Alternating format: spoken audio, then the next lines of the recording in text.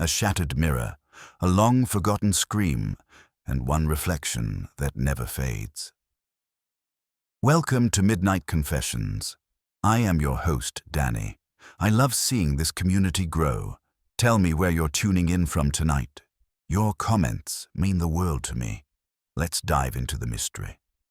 It was a warm June afternoon in St. Mildred's, the sort of English village where roses leaned lazily over garden walls and the air smelled faintly of jam, lavender, and gossip.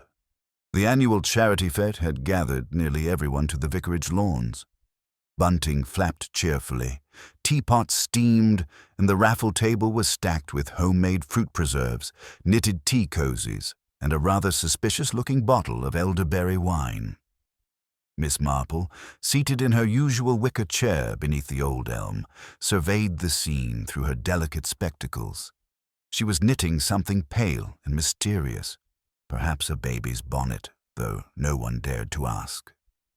Her sharp blue eyes, though seemingly mild, caught everything. The furtive glance of the vicar's wife toward the rector's new assistant, the strained politeness between Mrs. Bantry and the postmistress, and the curious way young Mr. Carter kept checking his watch. A sense of harmony hung in the air, the pleasant, deceptive calm that precedes the sort of calamity no one expects in a place like St. Mildred's. The fete's highlight was to be the opening speech by Sir Archibald Pennington, a retired magistrate of formidable reputation and well-known temper. His sprawling estate, Pennington Hall, dominated the edge of the village, and his donations kept the parish roof from leaking each winter. Yet, for all his benevolence, he had an unfortunate knack for making enemies. Quietly, thoroughly, and often without realizing it. He arrived late, red-faced and bristling, accompanied by his much younger second wife, Lydia, whose emerald dress and faint Parisian perfume did little to soften the scandalized murmurs of the older ladies. Miss Marple, counting her stitches, heard Mrs. Price Ridley whisper, "Poor man, lost his first wife, and now this one seems determined to lose him his reputation." The remark, though meant for no one's ears, was perfectly audible, as things often are in St. Mildred's. At 3:30, tea was served.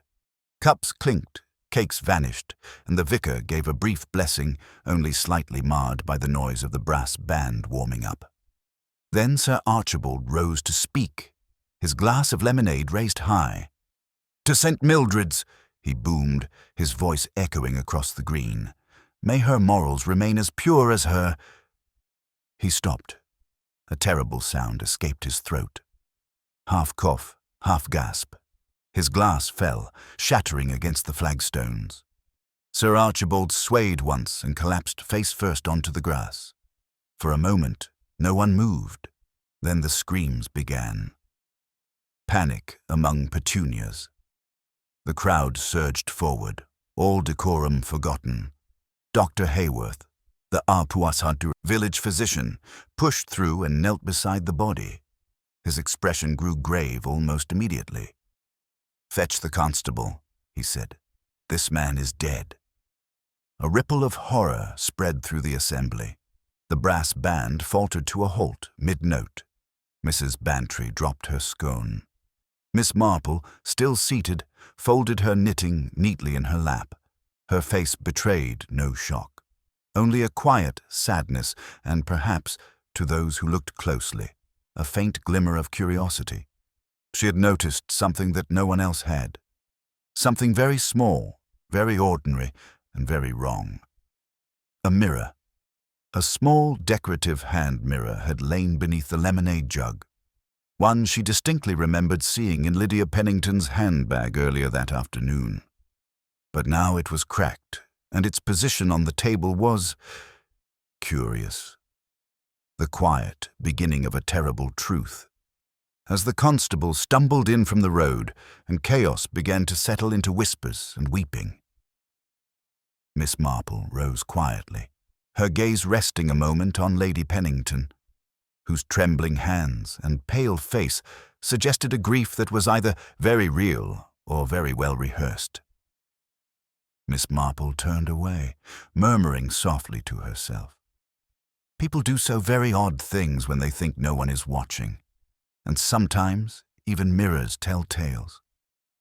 The fate, once so cheerful, now lay strewn with broken china and trembling nerves, and somewhere in that picturesque confusion the truth waited, faintly reflected in the glass that remembered everything.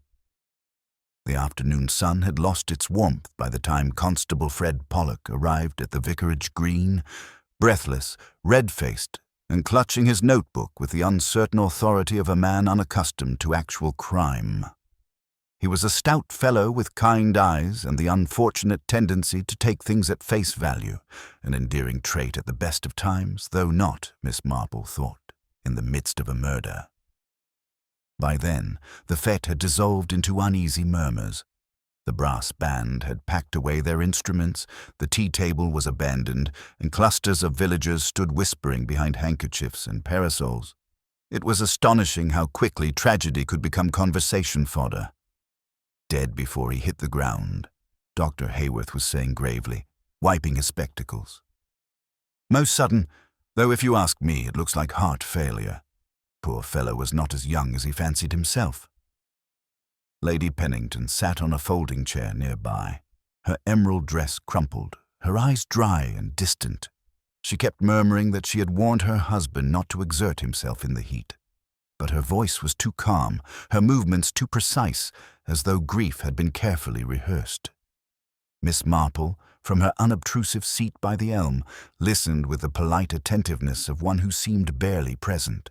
But inside, her mind moved swiftly.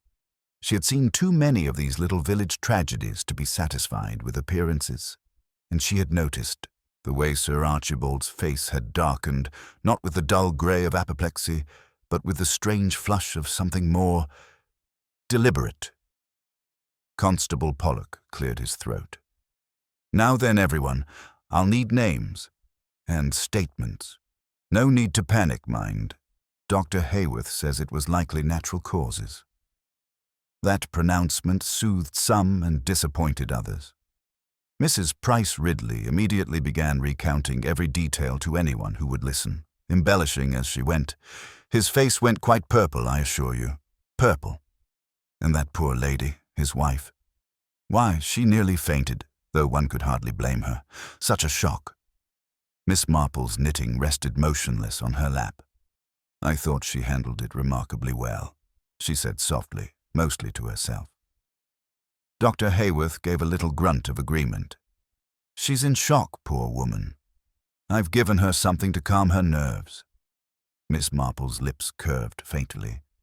"Yes, dear doctor, you always do." At that moment, Lydia Pennington rose. Her eyes were dry now, and her composure almost too perfect.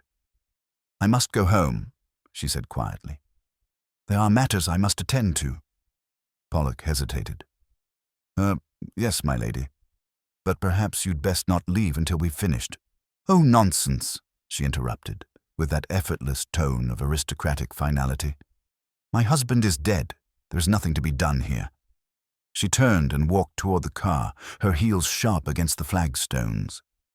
The driver hurried to open the door. Miss Marple's gaze followed her, lingering briefly on the table, the cracked mirror, the empty jug, the faint, sticky trail where lemonade had spilled. She rose, seemingly to fetch her handbag, but her eyes took in every detail, the overturned spoon, the imprint of a ring on the tablecloth, and the faint glimmer of something metallic beneath the grass near Sir Archibald's chair. She bent as though to adjust her knitting bag and picked it up, an earring, small, gold, and entirely out of place. Later, as the crowd dispersed, Miss Marple found herself walking home beside Mrs. Bantry, who was already deep in analysis. "So dreadful, Jane, though it must have been his heart. He was such a proud man, so full of temper. Well, you know how men are. I told Arthur he ought to have more sense at his age." "Yes," said Miss Marple mildly. "Men can be very foolish when they wish to appear young." Mrs. Bantry sighed. "Poor Lydia, though. So young, and now a widow. She'll be quite alone in that dreadful old house, though some say she won't mind it too much." I heard she and the groundskeeper— Well, of course, one shouldn't repeat things. Miss Marple smiled. One rarely needs to. They tend to travel on their own. When she reached her cottage, the lamps were already lit, and the familiar scent of lavender polish greeted her at the door. She set down her knitting, hung her shawl neatly, and placed the little gold earring. On the table beside the cracked mirror, she had quietly slipped into her bag before leaving the fete. The glass was fine, delicately engraved, but the break across it caught her attention. The fracture seemed to follow the curve of a small thumbprint smudged on the silver edge. A curious thing, that mirror. It had been placed so deliberately under the lemonade jug, and yet one could see from the residue that it had not been there long before the accident. A hasty concealment, perhaps. And mirrors, Miss Marple reflected, had an unfortunate habit of seeing everything. She poured herself a cup of tea and sat by the window, listening to the distant murmur of the village.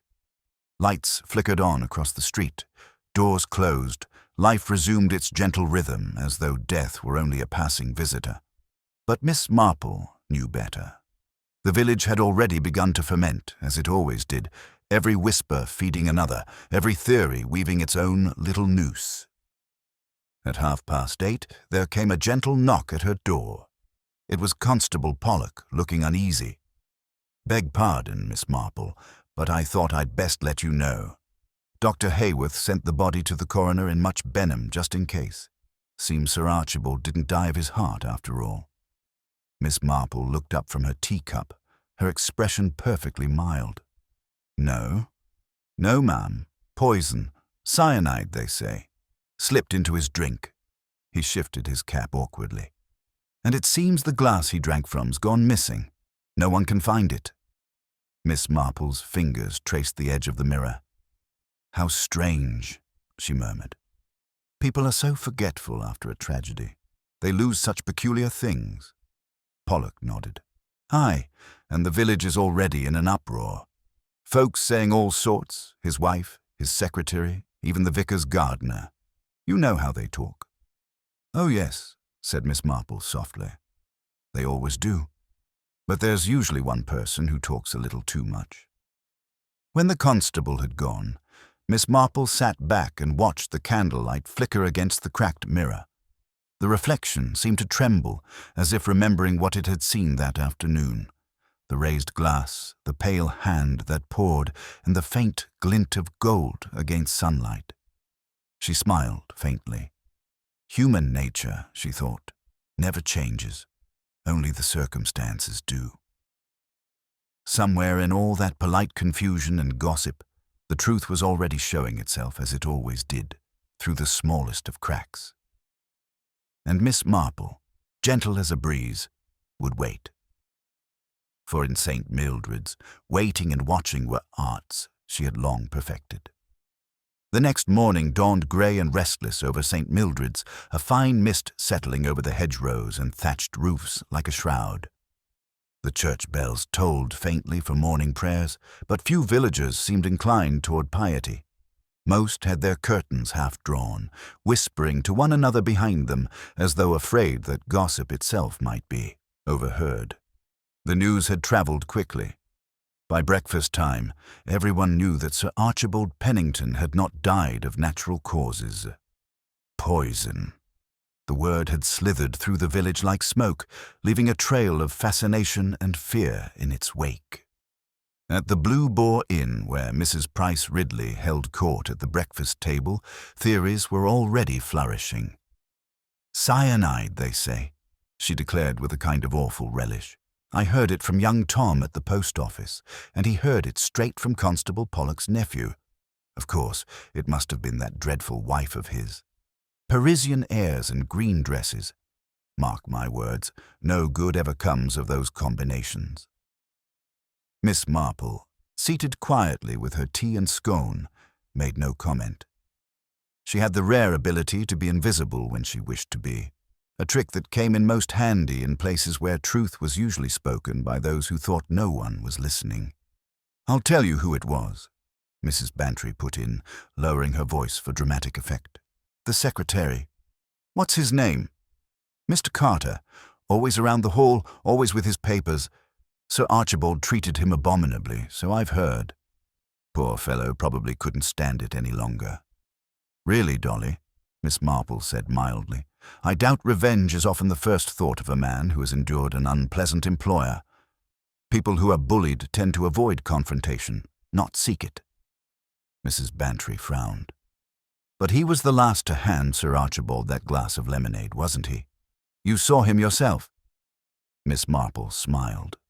Indeed I did, though I also saw Lady Pennington set the jug down just before that, and she was quite particular about which glass was used. That silenced the table for a moment. Mrs. Price Ridley pursed her lips, visibly torn between outrage and satisfaction. Well, if it wasn't her, I shouldn't wonder if that maid of theirs had something to do with it. Foreign, I believe. They're often mixed up in dreadful things. Miss Marple folded her napkin delicately. Human nature, Mrs. Price Ridley, is universal in its folly, she said gently. Nationality has very little to do with it. She rose soon after, leaving the two women to continue their speculations unchecked, and stepped into the cool morning air. The road toward Pennington Hall was muddy from the night's rain, and as she walked, the mist clung to her shawl. The great house loomed at the top of the lane, its tall windows like watching eyes. A constable stood by the gate, his posture stiff with purpose. "Morning, Miss Marple," he said, touching his cap. "We're keeping everyone out till the inspector arrives. Routine, you understand." Quite right," she murmured. "Though I believe Lady Pennington would appreciate a friendly visitor at such a time. People can be so very unkind when one's under suspicion." The young man hesitated, clearly unsure of protocol, but Miss Marple's gentle voice carried an authority that even policemen found difficult to question. After a moment, he nodded. "Just a few minutes, then." Inside, the atmosphere of Pennington Hall was heavy with unease. The grand staircase, usually adorned with flowers, stood bare. The ticking of a distant clock echoed through the hall like a heartbeat. Lydia Pennington sat in the drawing-room, still in mourning black, though it was far too soon for such deliberate attire. She looked composed, but there was a brittle edge to her poise, as though the smallest touch might shatter it. "How kind of you to call, Miss Marple," she said, gesturing to the seat opposite. "It's strange. I find I can't bear the silence of this house. My husband was such a presence. Even his temper was preferable to this." Miss Marple's gaze moved gently over the room.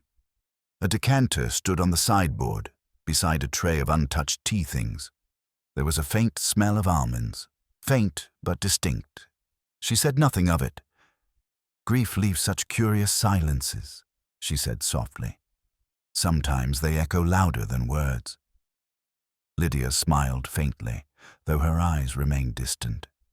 "You must think me heartless, not weeping, but I think when one has endured years of cruelty, tears dry up." "Cruelty?" The young widow hesitated. Sir Archibald was not an easy man. He was possessive, suspicious. He kept that mirror. She gestured toward the small ornate one on the mantel. "To watch behind him," he said. He liked to see who stood where, who whispered what. I hated it.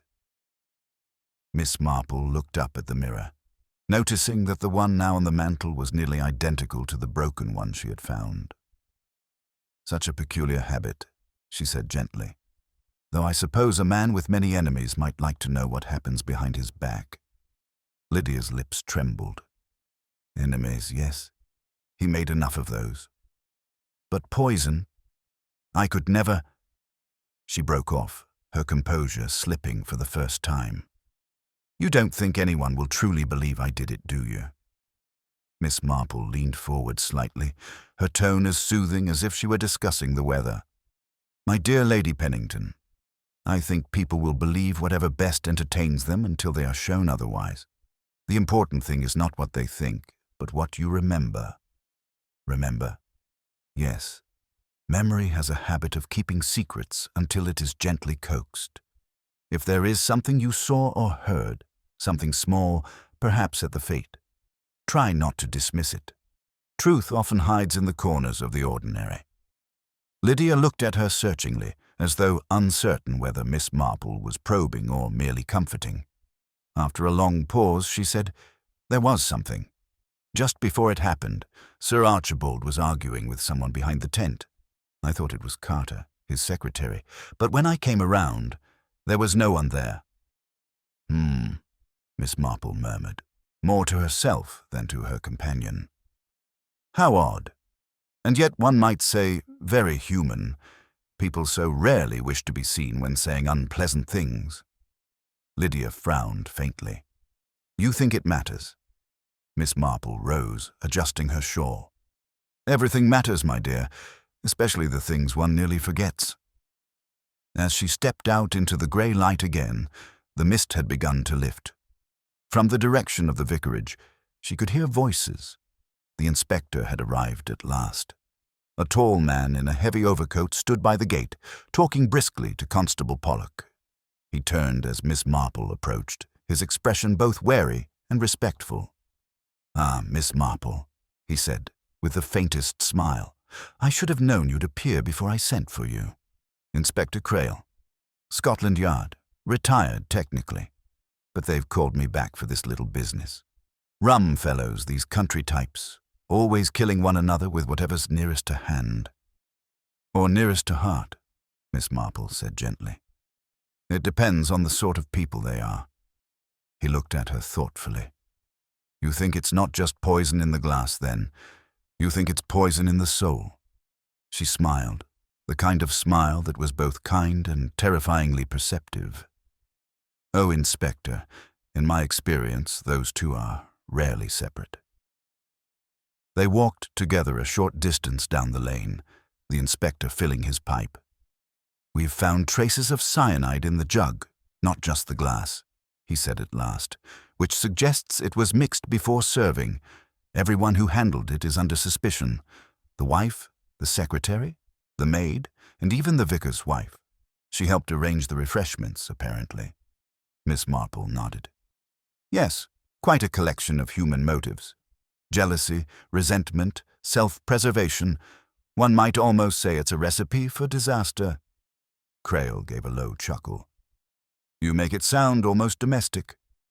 "It often is," she said, her eyes distant. "Murder seldom arrives as a stranger.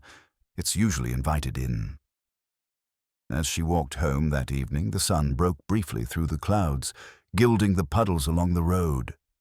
In one of them, Miss Marple saw her reflection, the face of an old woman, mild and harmless.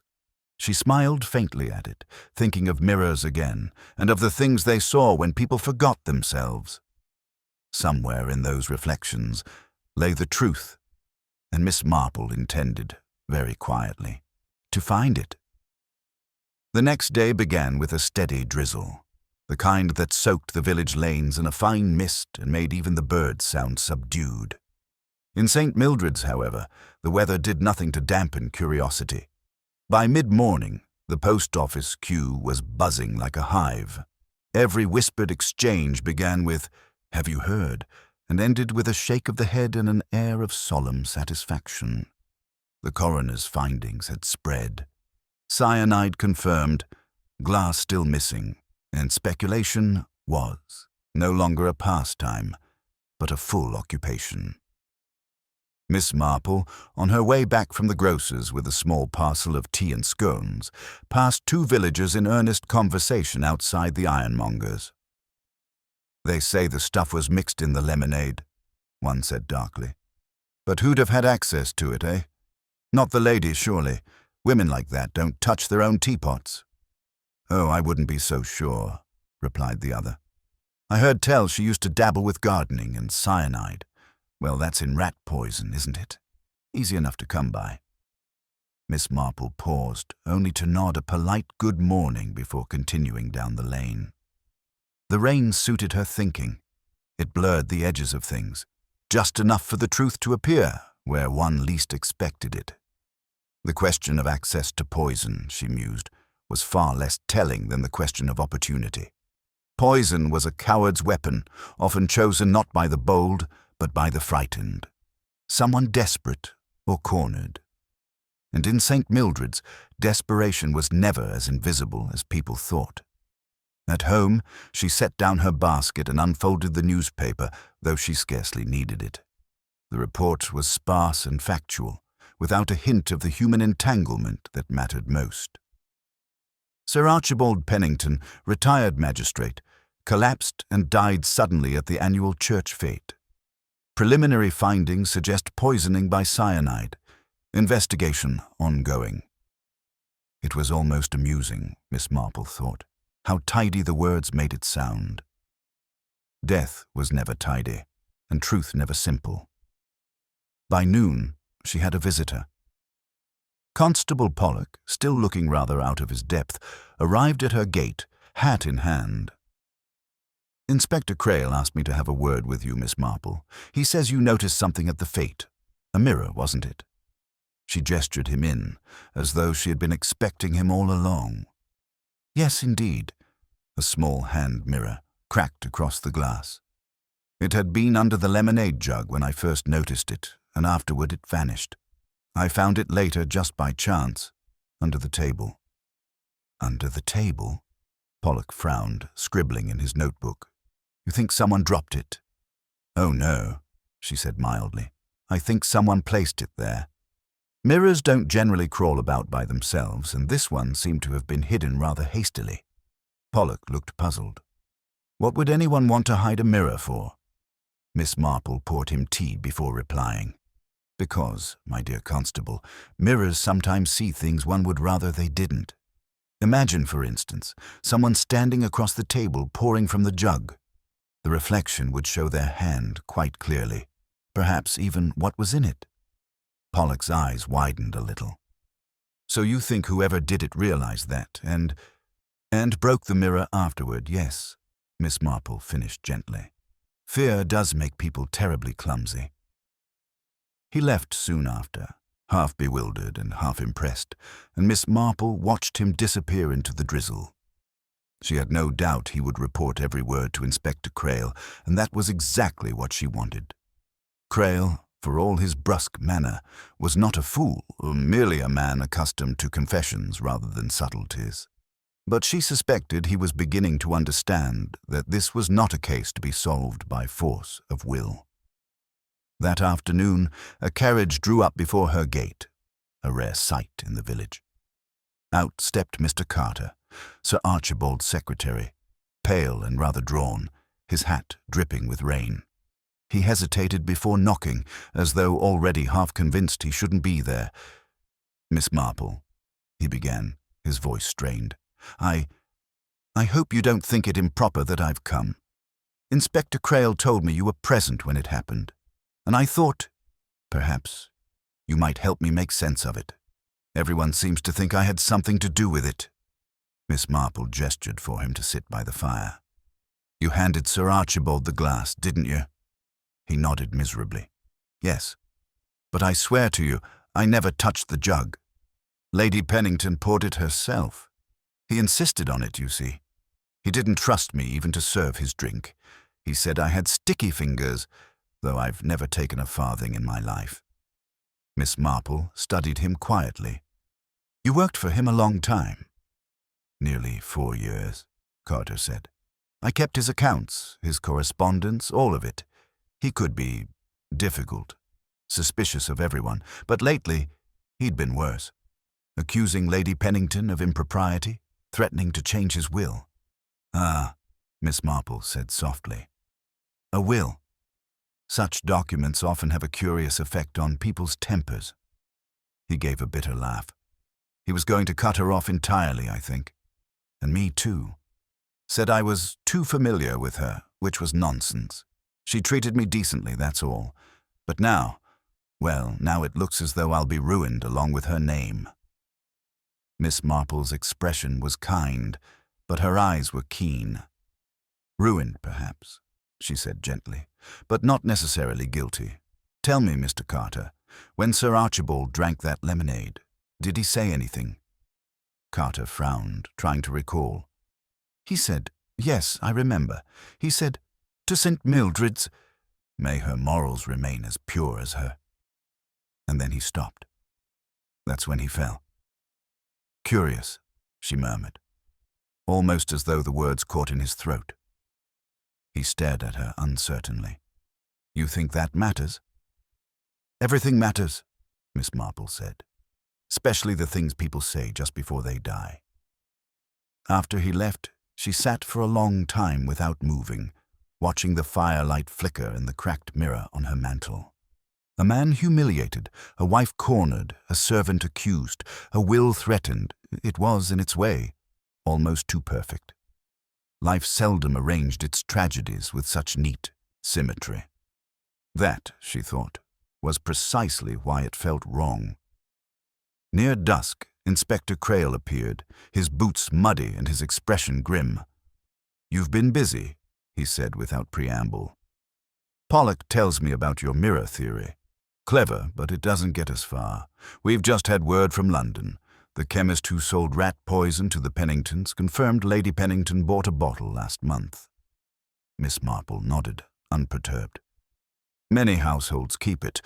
Mice are terribly persistent in old country houses." "Perhaps. But the label's missing from the bottle we found in her cupboard. Hard to explain that away." She regarded him with calm sympathy. "I dare say you're right, Inspector.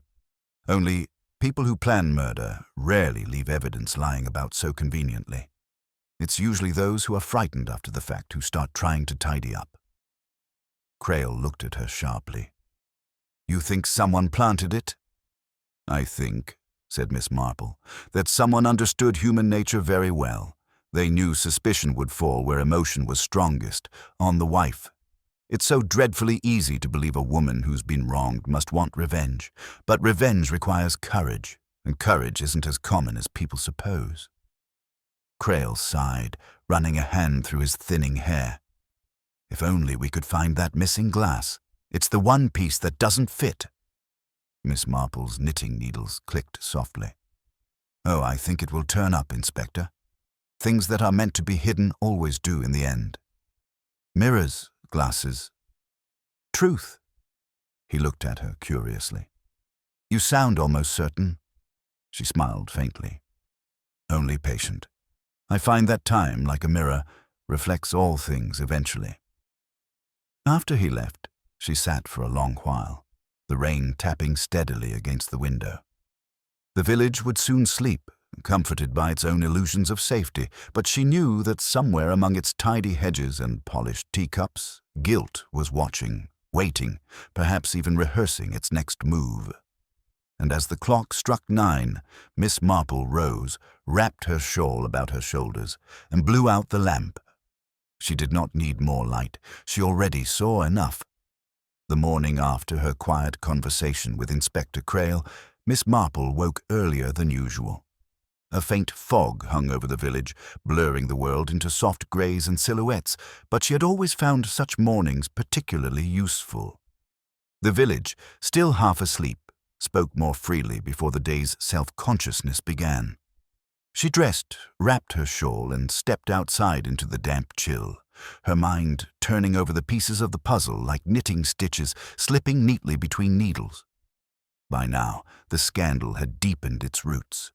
The coroner's confirmation of poison had transformed mild curiosity into full-blown excitement. People spoke of little else. At the bakery, the conversation rose and fell like the tide. Rumors of secret affairs, old feuds, and the mysterious contents of Sir Archibald's will. Miss Marple listened as she ordered her bread, nodding pleasantly to Mrs. Walters behind the counter, while her mind followed the threads beneath the words. "Inspector Crail's had the hall locked up," Mrs. Walters confided. "They're saying Lady Pennington's maid's been taken for questioning. Foreign girl, isn't she? Dark eyes. I never trust that sort." Miss Marple accepted her change with a gentle smile.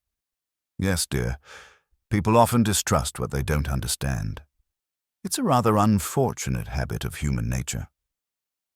She stepped out into the lane, her bag of bread tucked under her arm, and paused as she saw Inspector Crail himself striding toward her from the opposite direction, his coat damp from the mist. He greeted her with a curt nod, his tone businesslike. "Miss Marple, I was just coming to see you. You've caused quite a stir with that mirror business of yours. It's got the constable looking under every table and teapot in the county." Miss Marple chuckled softly. "Oh dear, I hope I haven't made too much trouble." "Not at all," Crail said. "In fact, you may have been on to something. We found another mirror at Pennington Hall, small, silver-framed, much like the one you described.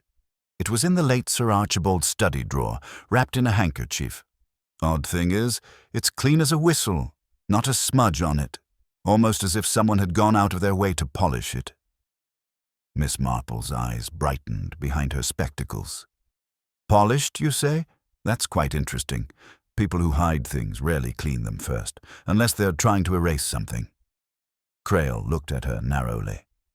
"You think it's connected to the one at the fete?" "I think," she said thoughtfully, "that mirrors are a rather curious symbol in this case. They reflect, you see. And reflection, both literal and moral, can be most inconvenient for those with something to conceal." Crail snorted softly. "You and your metaphors, Miss Marple. Still, you might be right. There's something off about this whole business.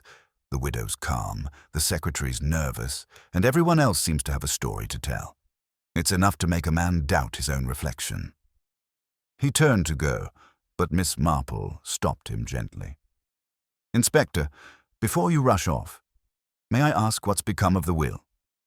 Crail hesitated. "You've heard about that too, have you? Well, it's missing. Carter swears he last saw it 2 days before the fete, but it's not in the safe, not in Sir Archibald's desk, not anywhere." "Missing documents," Miss Marple murmured, half to herself. "Missing glass, missing mirror.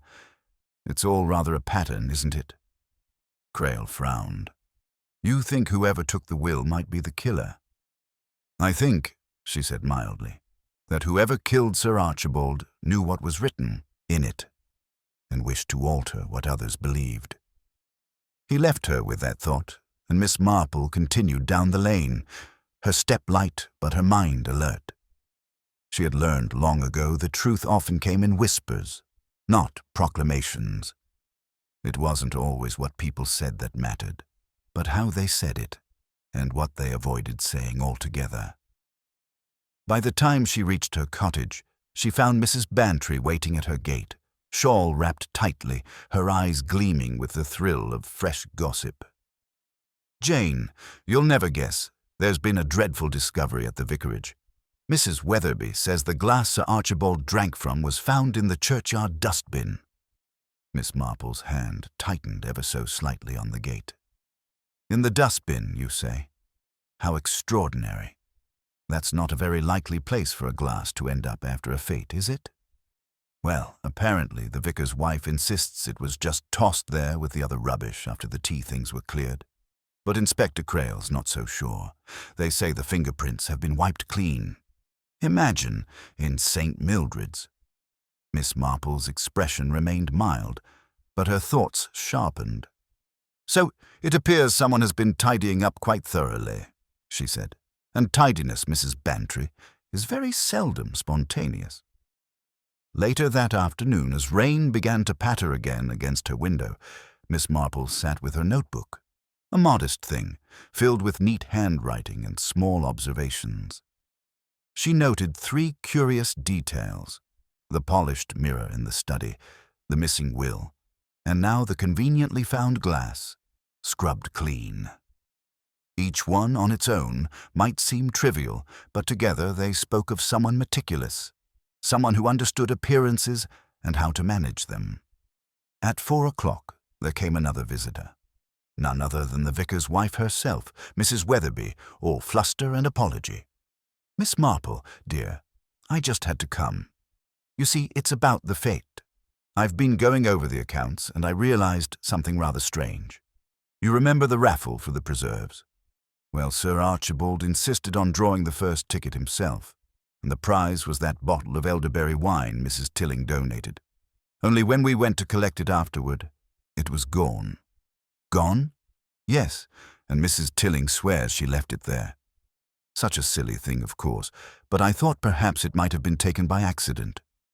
Miss Marple's knitting needles stilled. Elderberry wine, you say? How peculiar. That was standing quite close to the lemonade table, wasn't it? Why, yes, I believe so. Do you think it could matter?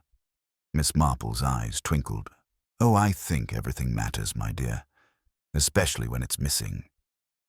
After Mrs. Weatherby left, Miss Marple sat for a long time in thought. She recalled Sir Archibald's final moments, the raised glass, the toast cut short, the sudden convulsion.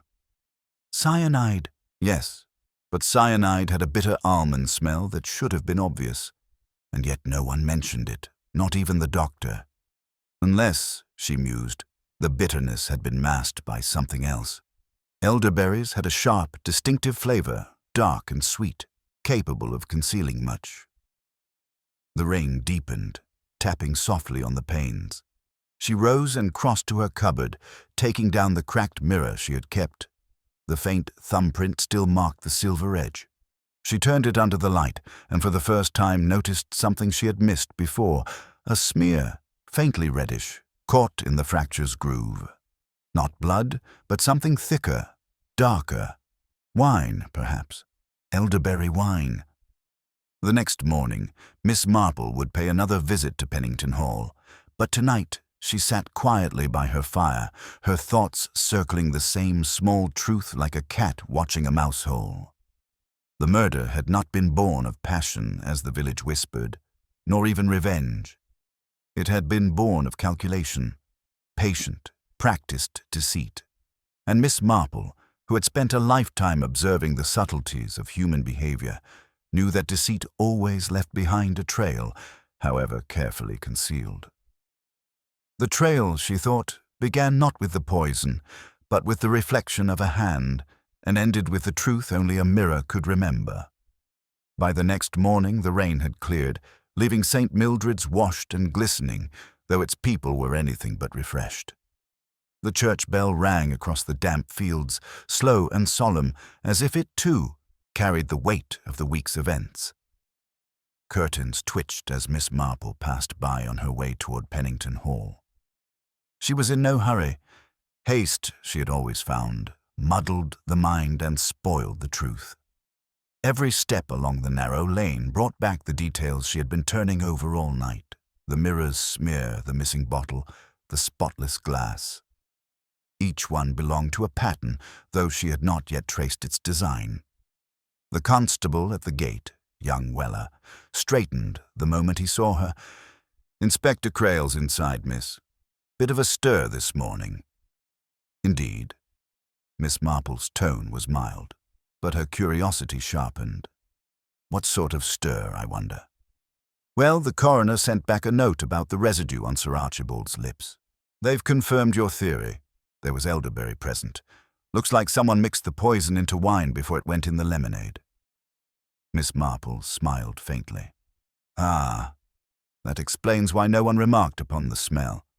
He looked puzzled. "The smell?" "Cyanide, dear," she said gently. "It has the most unmistakable odor, bitter almonds, but elderberries are rather good at hiding things, don't you think?" Before the constable could reply, the front door opened and Inspector Crale himself appeared, coat off, pipe unlit, and expression weary. "Miss Marple," he called out, "I might have known the moment I start puzzling over that. Blasted wine? You'd appear like a bad penny." She smiled with her usual serenity. "I do try to be useful, Inspector." He grunted, holding the door open for her. "Useful, yes, but sometimes a touch uncanny. Come along, then, since you're here. I could use that sort of mind, even if it does make my men nervous." Inside, the hall smelled faintly of damp paper and lemon polish. A stack of documents lay spread across the dining table, the late Sir Archibald's accounts, personal letters, even a few envelopes marked confidential. A young clerk sat by the window cataloguing each item, his pen scratching busily. Crale motioned toward the papers. "We've turned up some curious things." "Carter's been cooperative." I'll give him that, but there's no trace of the will anywhere. Yet we found this tucked behind a portrait in the library. A letter addressed to his solicitor, dated 3 days before the fate. Mentions final alterations to the will and urgent instructions to ensure Lydia receives nothing. The fellow meant to disinherit her entirely. Miss Marple folded her hands. Yes, Mr. Carter mentioned something of the sort. Well, if that's true, it gives Lady Pennington a fine motive, Crail said grimly. We've even found the chemist's receipt for that bottle of rat poison, and the handwriting's hers.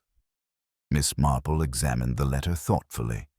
You may be right about the motive, Inspector, but not, I think, about the action. He raised an eyebrow.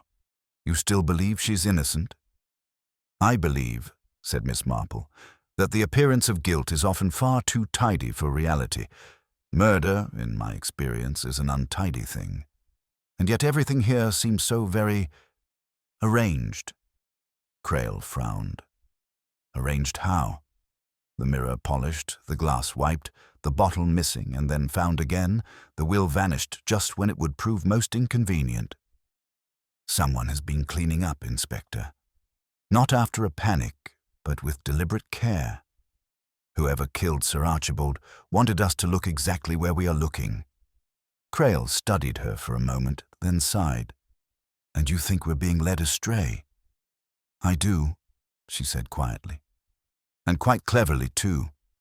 For this murderer understands how gossip works in a village and how quickly suspicion finds the most convenient shape. He folded his arms.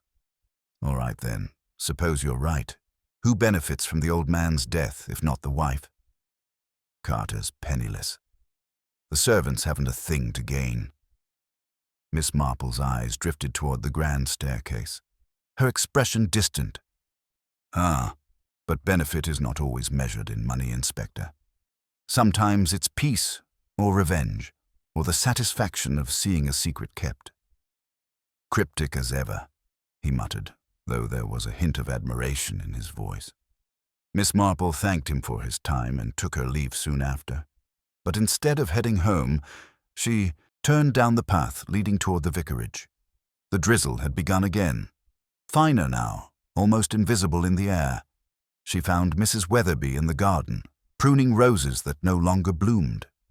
My dear, Miss Marple began, you mentioned yesterday that Sir Archibald drew the first raffle ticket himself. Do you recall who handled the bottle of wine afterward? Mrs. Weatherby looked surprised. Handled it? Why, I believe I set it aside myself, on the refreshments table next to the lemonade. Mrs. Bantry offered to fetch a ribbon for it, and when she came back, it was gone. I thought perhaps one of the children had taken it by mistake. Miss Marple smiled faintly. Children rarely carry off wine, my dear. Adults, on the other hand, are quite capable of misplacing things for reasons that later seem very convenient. That evening, when she returned home, she found a small envelope waiting under her door. The handwriting was neat but hurried. Miss Marple, please come to the hall at once. I think I've remembered something important. It was signed Lydia Pennington. Miss Marple wasted no time. By the time she arrived, dusk had already fallen, and the house stood half in shadow. A single lamp glowed in the drawing room, where Lady Pennington sat with trembling hands clasped in her lap. I didn't know who else to send for, she said as Miss Marple entered. The inspector frightens me, and Carter, he's gone to town on an errand, but I keep thinking about that afternoon. I remembered something odd about the mirror. Miss Marple sat opposite her, calm and patient. Yes, my dear. It wasn't mine, Lydia said suddenly. The mirror at the fete. I thought it was, but it wasn't. Mine has a small chip on the handle. This one didn't. I realized that when I unpacked my things yesterday, so whoever left it there must have brought it from the house. Miss Marple's eyes narrowed slightly. And who, besides yourself, had access to Sir Archibald's dressing table? Carter, of course, when he brought up the Morning Post, and his valet, Mr. Greaves. But Greaves left for London the day before the fete. He had some family illness, I believe. Miss Marple rose slowly. Did he indeed? That's quite interesting. I wonder if anyone's verified that. Lydia looked bewildered. Do you think he— I think, said Miss Marple, that people who leave suddenly on the eve of a crime are often more involved than they wish to appear. As she made her way home through the deepening dusk, her thoughts moved swiftly. Greaves, quiet, unremarkable, yet always near the master. A man who would know where the poison was kept, who could forge a letter or tidy away a will, who would understand exactly how to direct suspicion elsewhere. Yes, she thought, there was something almost too precise about the sequence of events. The sort of precision that comes from habit, not panic. The next morning would bring her to Inspector Crail again, for he needed to hear this. But for now, as she settled into her chair and the clock ticked steadily beside her, she allowed herself a small, thoughtful smile. Human beings, she mused, were like mirrors. They reflected what they wished the world to see, but they always left a smudge somewhere. One tiny imperfection that betrayed the truth. And it was precisely that smudge she intended to find. The following morning, a pale sun crept over the hedgerows, washing St. Mildred's in a hesitant light that made even the damp cobblestones glimmer. Miss Marple, after her customary breakfast of tea and toast, took her shawl and walked briskly toward the constabulary. She had not slept much. The revelation about the mirror, the absent valet, and the two convenient discoveries had all coalesced in her mind during the long night, forming a picture that was not yet complete, but was beginning to take its proper shape. The key, she felt, lay not in passion or inheritance, but in quiet, methodical cunning. Someone who had planned every step carefully, confident that others would see what they were meant to see. Inspector Crail was already at his desk when she arrived, a cigar smouldering untouched beside him. He looked up with a mixture of irritation and respect. Miss Marple, I might have known you'd be here before the ink's dry on my latest report. You're as punctual as judgment itself. She smiled politely. I've always found that murder doesn't wait for anyone, Inspector. Crail gestured to a chair. Sit down, then. You'll want to hear this. We traced that valet, Greaves, to a boarding house in Paddington. He never went to visit his so-called sick aunt at all. Left the place the same night as the fete, but he didn't take the train to London. He went to Bristol. We're sending a man after him now. Miss Marple folded her hands neatly. Bristol, you say? How interesting. And has Lady Pennington been informed? She has, Crail replied grimly, and she fainted dead away. The poor woman's nerves are shot to ribbons. Can't say I blame her. Seems every new fact ties the knot tighter around her neck. Miss Marple's expression softened. Yes, appearances can be quite unkind to the innocent. But tell me, Inspector, what of the servants who remained? Did anyone see Greaves that day before he left? Crail leaned back, puffing at the cigar. One of the maids says she saw him polishing the silver that morning. That's all. Nothing suspicious. Though, between us, I never trusted a man who shines things that much. There's always something being covered when there's that much polish involved. An excellent observation, said Miss Marple approvingly. And yet, polishing can sometimes be quite revealing. It's a habit that leaves traces, fingerprints or the absence of them. You recall that the glass Sir Archibald drank from was found wiped entirely clean. Crail nodded. You think Greaves did that? Possibly. But what interests me most is not that it was wiped, but that it was found at all. Murderers, Inspector, are usually untidy in their panic, but this one is almost theatrical. Crail grunted. Theatrical, eh? You think he staged the scene? Miss Marple tilted her head slightly. Precisely. A good actor always gives the audience what they expect. Sir Archibald's death was performed in front of nearly the whole village. The shock, the fall, the shattered glass. It was all perfectly timed. But what if the poison was not in the lemonade he drank last, but in something he consumed earlier? Crail sat up straighter. Earlier? You mean at the fete? No, she said quietly, her gaze distant. I mean before he even arrived. Crail frowned, clearly struggling to keep pace with her line of thought. But the symptoms came on right after he took that drink. Yes, Miss Marple said patiently. Cyanide acts swiftly, but not instantaneously if taken in a small dose or mixed cleverly. The wine, perhaps? The elderberry wine that was conveniently missing and then reappeared in fragments of memory. Suppose, Inspector, that it had been tampered with before the fete.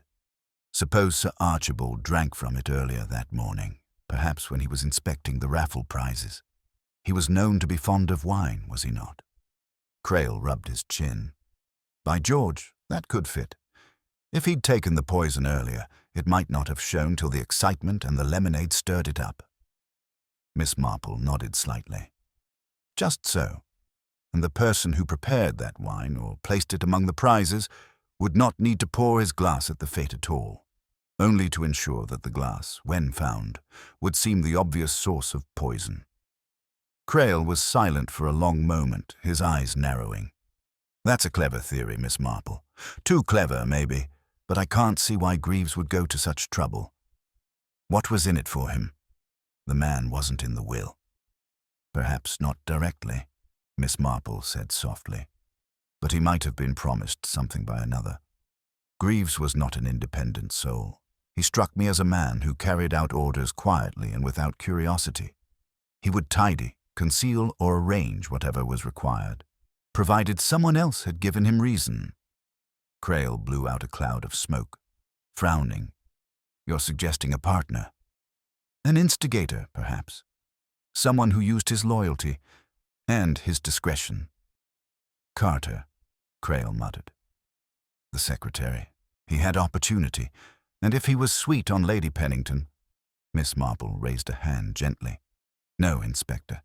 Mr. Carter is too timid for such artifice. He might protect, even deceive a little, but not kill. I've watched his manner too carefully for that. Murder requires a certain calm resolve. He trembles even when he lies. Crail scowled, pacing the length of the room.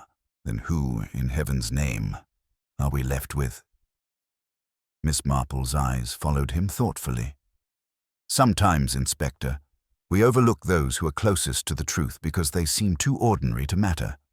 Who handled the raffle items? Who poured the tea? Who moved between tables unnoticed? Crail stopped mid-step. Mrs. Weatherby, he said slowly. The vicar's wife. Miss Marple gave the faintest of smiles. A woman with excellent access, unassailable respectability, and a habit of organizing everything precisely to her liking. She had charge of the prizes, the wine and the lemonade, and she was one of the first to call for the doctor, if I recall correctly. Crail's brow furrowed. But why on earth would she want Sir Archibald dead? Ah, Miss Marple said softly. That is the question that remains, but I fancy it has little to do with greed and rather more with pride. Sir Archibald was not a man who kept his opinions private, and he had a talent for humiliating those he thought beneath him. I seem to recall an unpleasant rumor some years ago about the vicar's finances, something that was whispered to have been made public by Sir Archibald himself. The inspector blinked. You mean he exposed them? Yes, I remember now, something about parish funds mismanaged, though the vicar was cleared in the end. Cleared legally, Miss Marple said, but not socially. Reputation, once tarnished, seldom recovers its former shine. A wife might bear many hardships, Inspector, but public shame, especially inflicted by a man like Sir Archibald, is a wound that festers. Crail stared at her for a long moment before exhaling heavily. If you're right, Miss Marple, she's the last person anyone would suspect, which makes her the best choice of all. Exactly, Miss Marple said, and she would have needed help. Someone discreet, capable, and already within the household.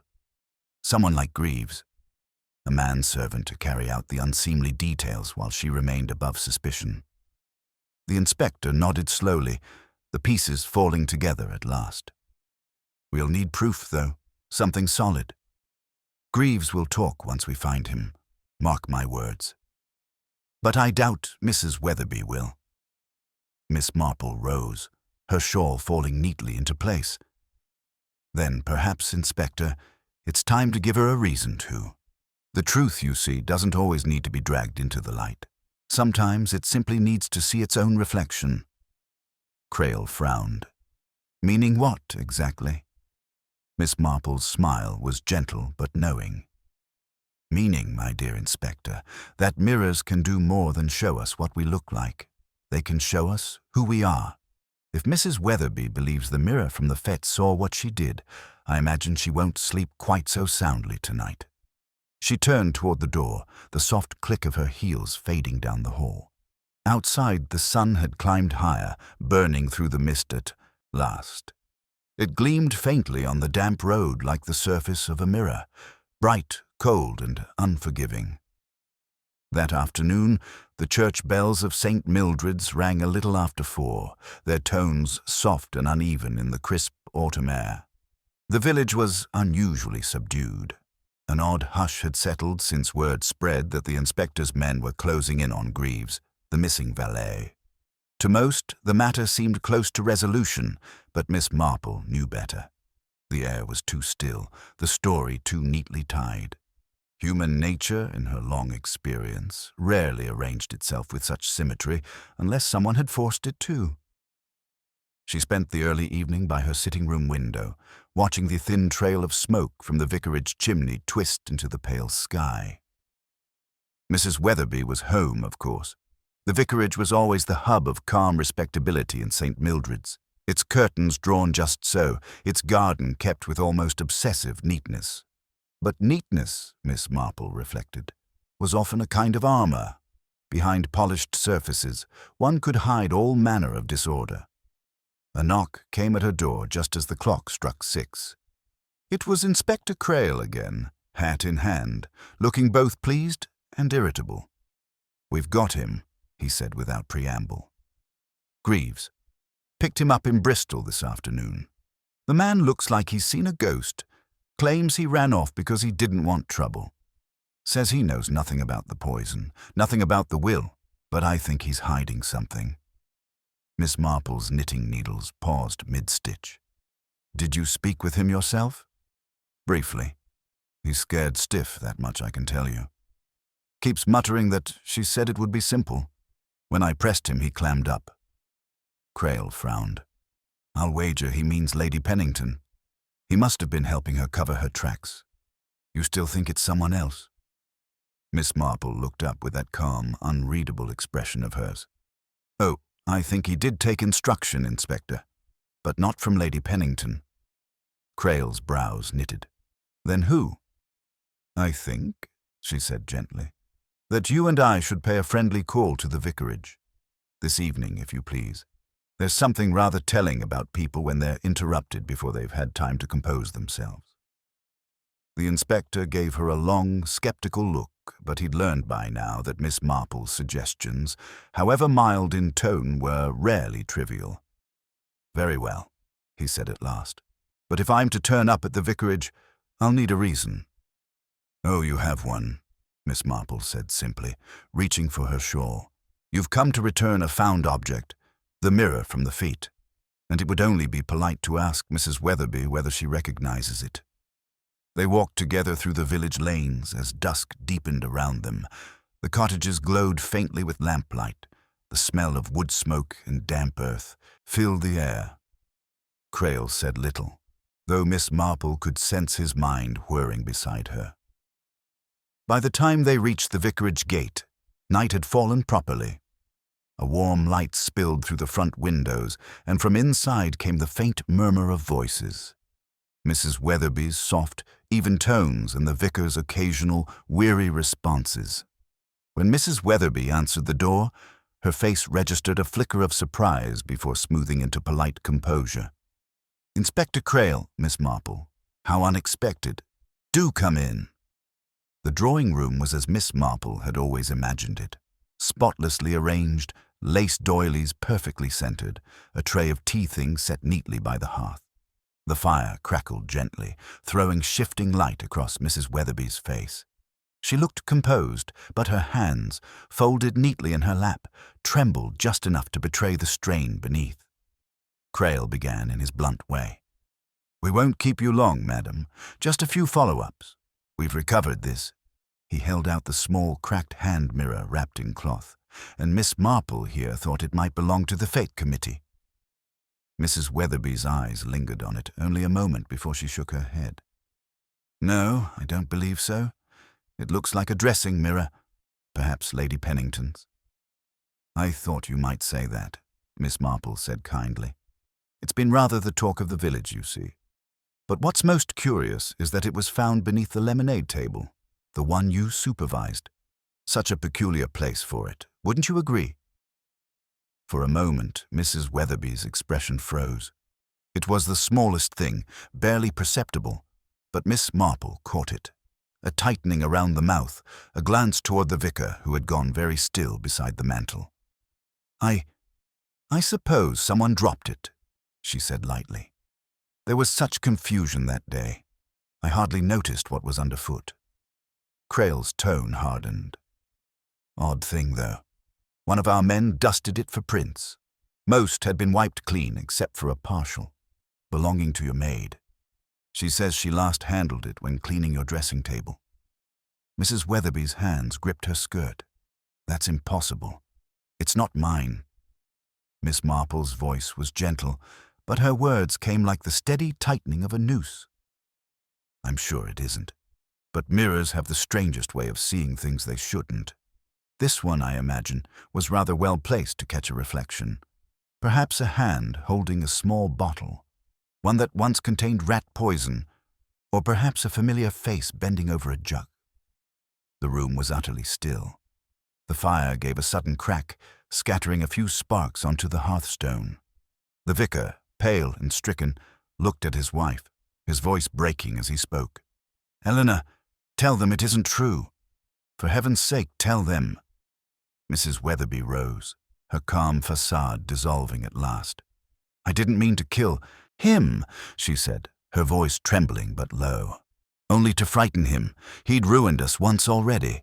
Do you know what it's like to have your husband's good name dragged through the mud by that pompous, cruel man? To hear people whisper every Sunday as you walk into church?" Her voice cracked. "He laughed about it. He told me he'd do it again if I ever crossed him. I just wanted him to be ill for a day, nothing more." Crail stood frozen, his jaw tight, while Miss Marple watched with quiet sympathy.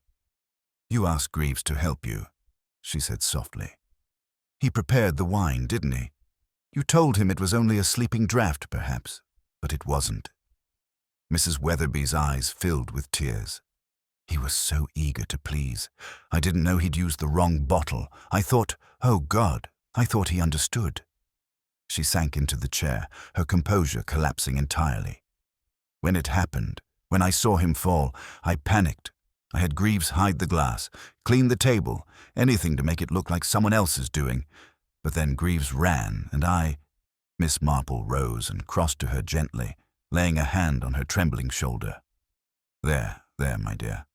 It's always the same, you know. A moment's desperate impulse, and then a lifetime of regret. But you see, justice is not always cruel. Sometimes it simply restores the truth." Crail exhaled heavily, his face grim but not unkind. "You understand this will have to be taken down officially, Mrs. Weatherby." The vicar, white-faced and silent until now, finally spoke. "She did wrong," he said quietly. "But she did it for me. I can't condemn her for that." Miss Marple turned to the inspector. "I think, perhaps, this is a matter best handled gently. The village need not know every sordid detail. There is dignity yet to be salvaged." Crail nodded after a long pause. "You've a rare way of finding mercy in murder, Miss Marple." "Not mercy," she said softly, "only understanding. People rarely act from pure malice, Inspector. More often it's fear or love turned the wrong way round." When they left the vicarage, the night had grown very still again. The moon hung low over the rooftops, pale and reflective like the surface of a mirror. The inspector walked in silence beside her for some time before saying, "You knew from the start, didn't you?" Miss Marple smiled faintly. "Not from the start, no. But I knew the mirror hadn't been broken in vain. Objects, like people, tend to tell the truth once you know how to look at them. And as she reached her little gate, the village once more sleeping under its veil of calm respectability, Miss Marple thought how very deceptive peace could be, and how, in the faintest reflection, one could always find the truth glimmering quietly beneath. The next morning dawned in the pale hush that always followed scandal in St. Mildred's, the kind of silence that did not mean peace, but anticipation. Curtains that had remained firmly closed during the early hours began to twitch again as word spread, soft and scandalized, that Mrs. Weatherby, the vicar's wife, had confessed to the poisoning of Sir Archibald Pennington. No one knew precisely how it had happened. Some said she'd been tricked into revealing herself by a cunning police trap, others that she had gone quite mad and thrown herself upon their mercy. The truth, as Miss Marple knew, was both simpler and sadder. By 9 o'clock, she was already up and dressed, her tea growing cold beside her as she reviewed the events of the previous night. There was no triumph in her manner, only a quiet pensiveness.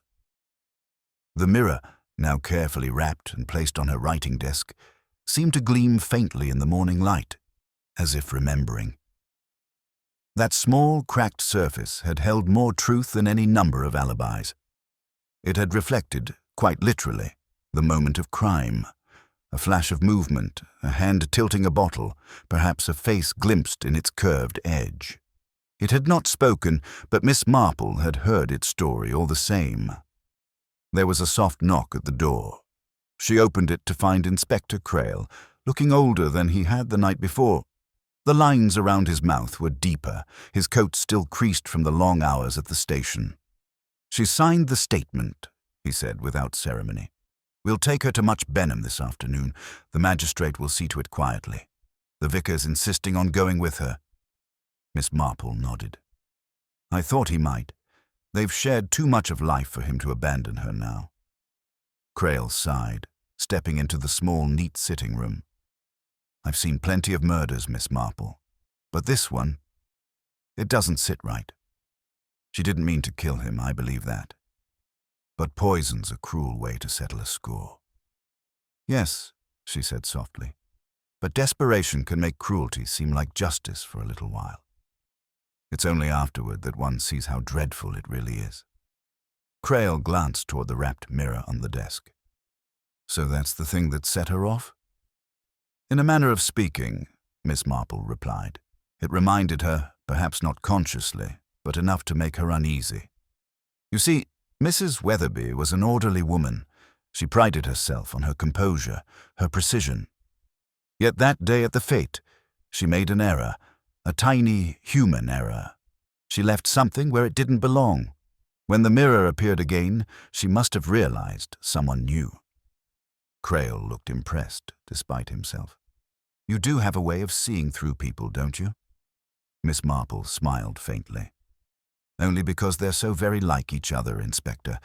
The circumstances differ, but the motives are always much the same. Fear, pride, or love gone astray." He nodded slowly, his eyes thoughtful. "I'll not forget that. Still, I can't help feeling sorry for her. A good woman, mostly." "She was," Miss Marple agreed. "But goodness is not immunity. We're all capable of terrible things under the right strain." Crail straightened, putting his hat back on. "Well, it's done now. I'll send word when we have the full report." After he left, Miss Marple remained seated for some time, listening to the slow tick of the clock.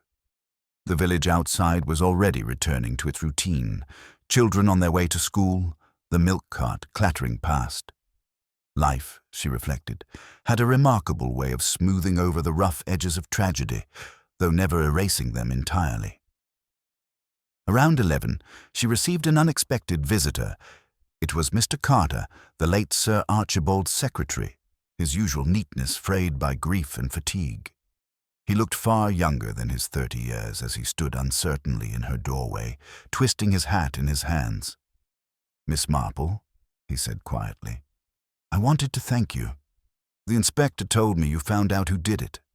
I can't imagine how." "Observation, mostly," she said gently, "and a little patience." He stepped inside, his eyes troubled. I suppose I should feel relieved, but I can't. Sir Archibald was a hard man, but I never wished him harm. And Mrs. Weatherby, she was always kind to me. I can't think of her as a murderer.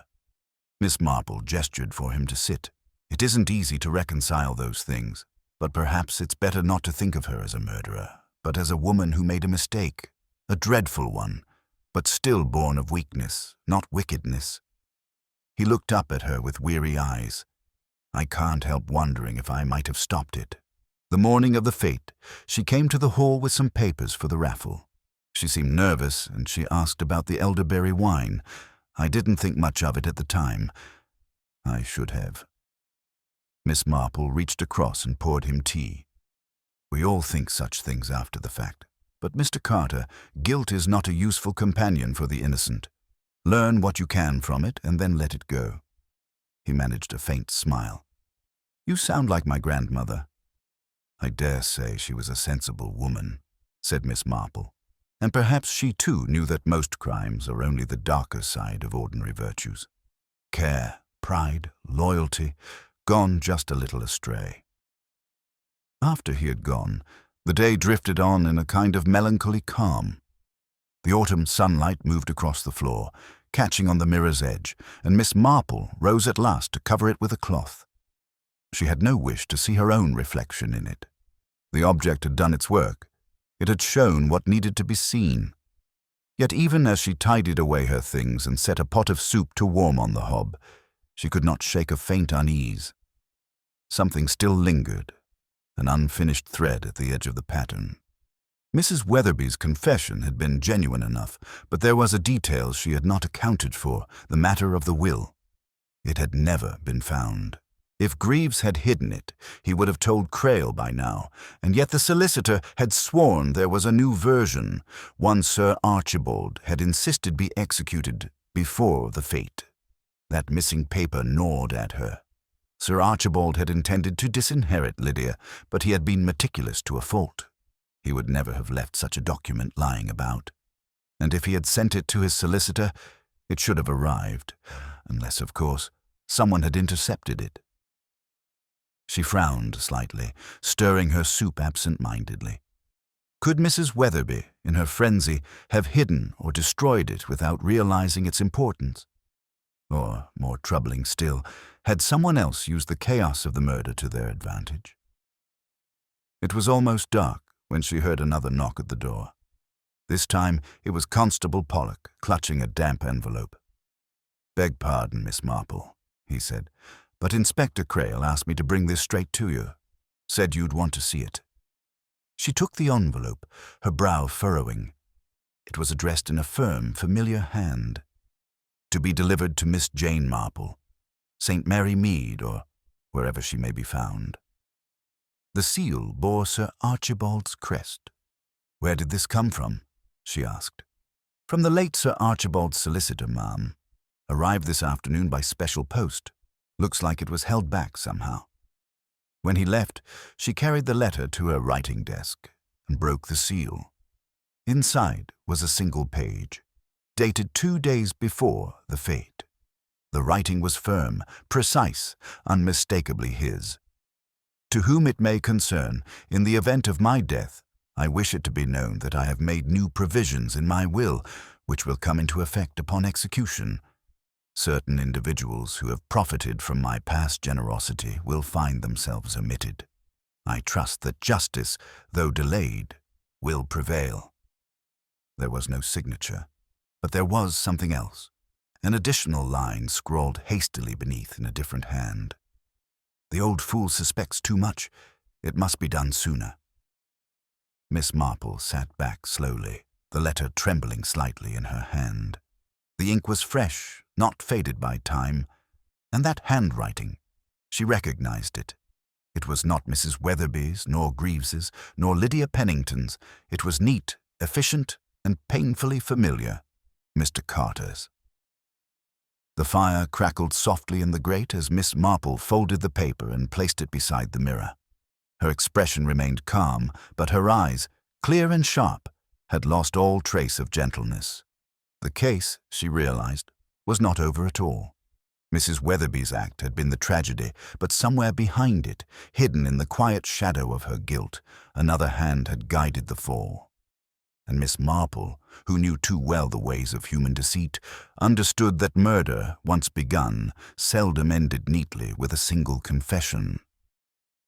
The next morning, a brittle frost coated the village green, making the air crisp and sharp, like the quiet before a bell is struck. St. Toussaint, Mildred's had settled into uneasy calm, the kind that follows a confession, yet precedes true closure. Miss Marple, however, felt no such calm. She had not slept well. The letter from Sir Archibald's solicitor, now resting on her writing desk beside the cracked mirror, had disturbed her deeply. It whispered of unfinished business, of a deeper deceit that had slipped neatly beneath the village's gaze. At 9:30, she sent a note to Inspector Crail. It was brief and written in her tidy, looping hand. Please come at once. The case is not concluded.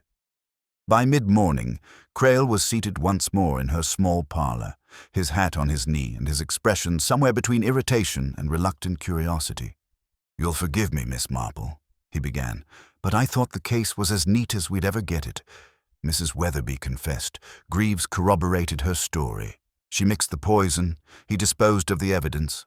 What more is there?" "Much more," said Miss Marple, laying the letter gently on the table between them. "This arrived yesterday evening. I thought you should read it." Crail frowned, adjusted his spectacles, and read silently. As his eyes moved over the page, his frown deepened. "This handwriting at the bottom, it isn't the old man's." "No," Miss Marple said softly. "It belongs to Mr. Carter, the secretary." Crail looked up sharply. "Carter? But he came to see you yesterday morning. He seemed as mild as a schoolboy. I can't believe—" "That," said Miss Marple with a faint smile, "is precisely why you should. The mild ones, Inspector, are often the most dangerous. They harm quietly, efficiently, and always with reason." Crail sat back heavily. "You're saying he planned it?" "I believe he orchestrated it," Miss Marple replied. "He knew Mrs. Weatherby's resentment, knew how Sir Archibald had humiliated her husband years ago. Such emotions are ripe for manipulation. Carter was clever enough to see her as the perfect scapegoat, respectable, unsuspected, and already wounded by the past. He gave her the poison, perhaps claiming it was harmless, a draught to make the magistrate ill but not dead. Greaves, loyal to the staff and bound by habit, followed orders without question, and when Sir Archibald died, Carter played the innocent, knowing the police would look everywhere but at him. Crail shook his head slowly. But why kill Sir Archibald at all? He'd already been planning to change his will in Carter's favor, hadn't he? "Quite the opposite," Miss Marple said. "He was about to cut him out. That letter was meant for the solicitor. Carter must have seen it on the desk, perhaps even intercepted it before posting. He knew his future depended on acting before the new will could be executed. What better way than to use someone else's hatred as the weapon?" The inspector swore under his breath. "And the missing will, he destroyed it, of course." Miss Marple nodded. "No doubt. And yet he was careful to let enough truth surface to keep suspicion away from himself. That, you see, is the hallmark of a practiced deceiver. Mrs. Weatherby's confession suited him perfectly. A respectable woman, undone by conscience. It closed the matter neatly. But then this letter arrived." She tapped the paper gently. "He could not have foreseen that Sir Archibald would send it privately to his solicitor as a safeguard. The post was delayed, and now, well, his own hand betrays him." Crail rose, pacing the room, his jaw set. "We'll bring him in at once. I'll have a constable meet him before he tries to run." Miss Marple smiled faintly. "Oh, there's no need for haste, Inspector. Mr. Carter won't run. He'll come here of his own accord before the day is out." And she was right. Just before noon, the knock came. Measured, polite, and utterly unhurried. Carter stood in the doorway, pale but composed. He looked at Miss Marple, then at the inspector, and understood immediately that the performance was over. "I suppose I should have known you'd find it," he said quietly, glancing toward the letter on the table. "The old man was cleverer than I thought." Creel's voice was cold. "You'll answer for it now, Carter. For both of them." Carter gave a small, weary smile. "Both? Oh, Mrs. Weatherby. Yes. I didn't mean for her to suffer, truly. I only needed her to act. She did so beautifully, though. People will always believe a woman's hysteria over a man's composure." Miss Marple's eyes, sharp and sorrowful, met his. "You used her grief and her pride as tools. You must have known she would blame herself." He looked away. "I knew she would confess eventually. The guilty always do, even when they're not the ones who deserve it." "Then why come here?" asked Creel. "Why not keep up the act?" Carter let out a slow breath. "Because once the letter came, there was nothing left to act for. I've always believed in finishing things properly.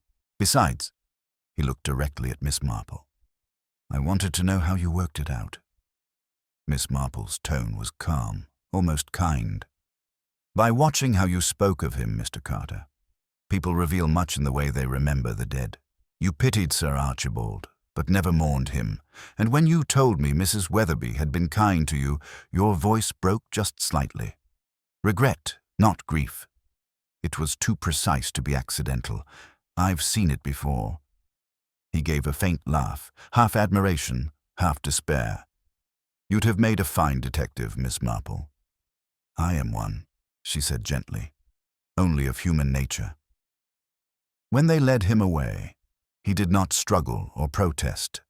There was a certain grace in his composure, the eerie calm of a man who had expected, perhaps even longed for, an ending. Miss Marple watched from her doorway as the constables took him down the lane, his figure small and pale against the grey afternoon. By evening, the village had already begun to absorb the final truth, though its gossip had softened into something more sorrowful than scandalous. Mrs. Weatherby, spared the harshest judgment, would remain at the vicarage for now.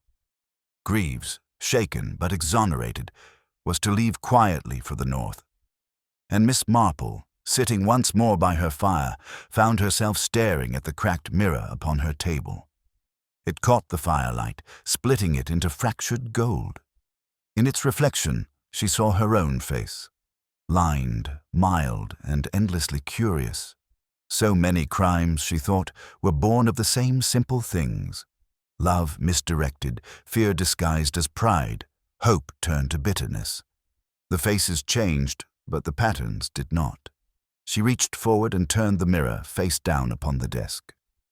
"Rest now," she murmured, half to herself, half to the thing that had seen too much.